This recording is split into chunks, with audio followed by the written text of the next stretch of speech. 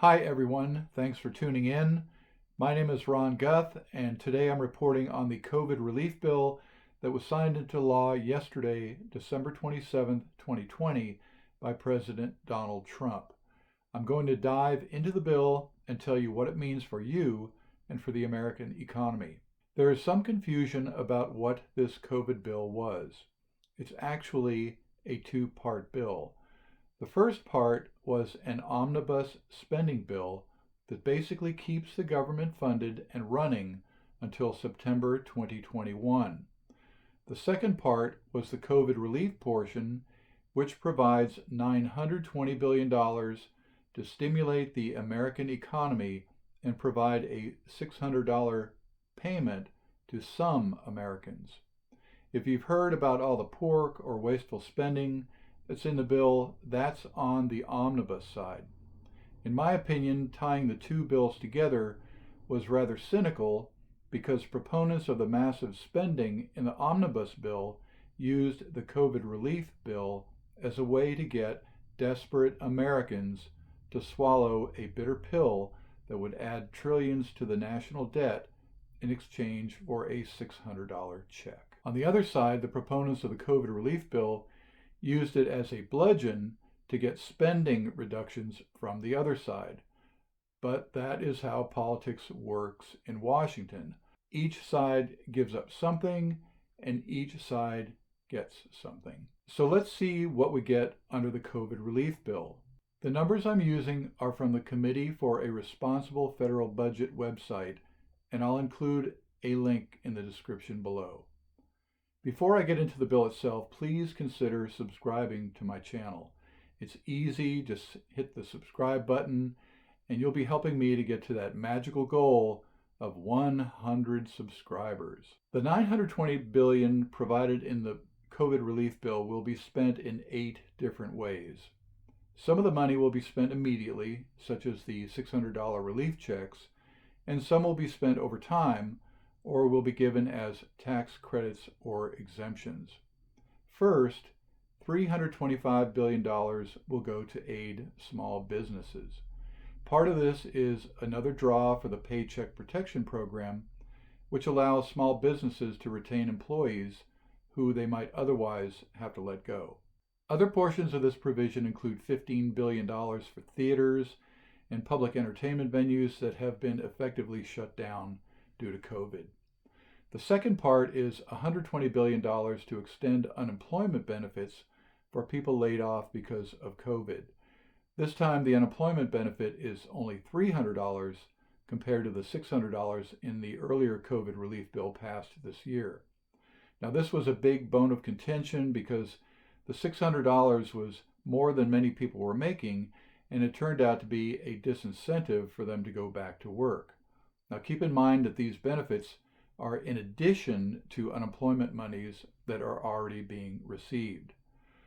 The third part is $166 billion that goes out in the form of a $600 check to American households earning less than $75,000 a year.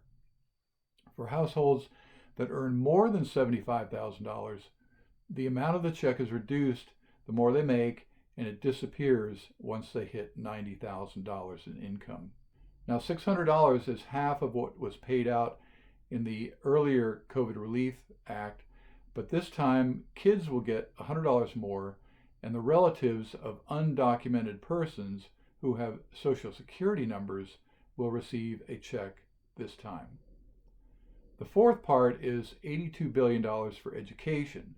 This is a mixed bag that includes money for K through 12, for both nonprofit and for-profit colleges, higher education grants, and grants for minority and tribal colleges. The fifth part is $56 billion for healthcare. Now most of this is for COVID testing and mitigation, but a very important part is $29 billion for vaccine procurement and distribution. Now, if I read this right, this money is being spent so that the vaccine will be available for free to Americans. The sixth part is $45 billion for transportation. Most of that money goes to airlines, infrastructure projects, Amtrak, and other transportation issues. The seventh part is $40 billion for a mixed bag of other expenses, and this includes nutrition and agriculture programs, rental assistance, child care grants, and get this, a write-off of a $10 billion loan to the post office. The eighth part consists of $40 billion in tax cuts, mostly relating to a tax credit for employee retention and extension of some of the provisions of the CARES Act.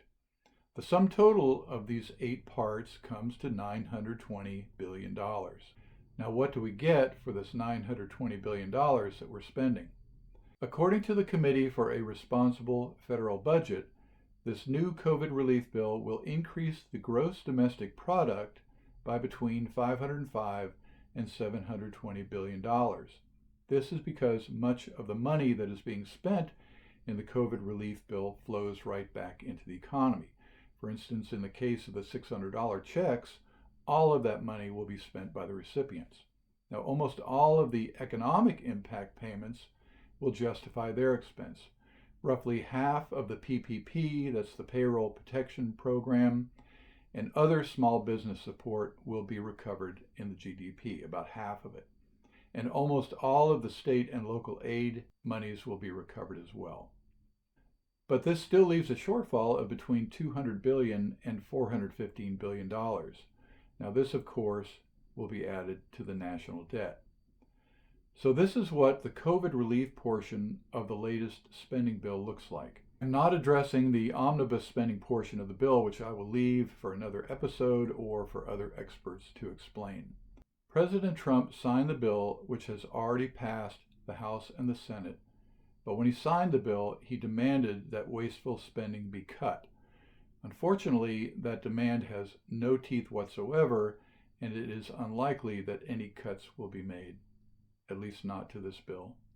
However, the House is set to vote today, December 28, 2020, to increase the stimulus check to $2,000. Now, I'll report on the results of that vote tomorrow. In the meantime, if you like the videos I'm producing, please consider subscribing. Feel free to leave a comment below, and don't forget to hit the like button. Thank you so much for viewing, and I look forward to seeing you again. Have a great day. Bye-bye.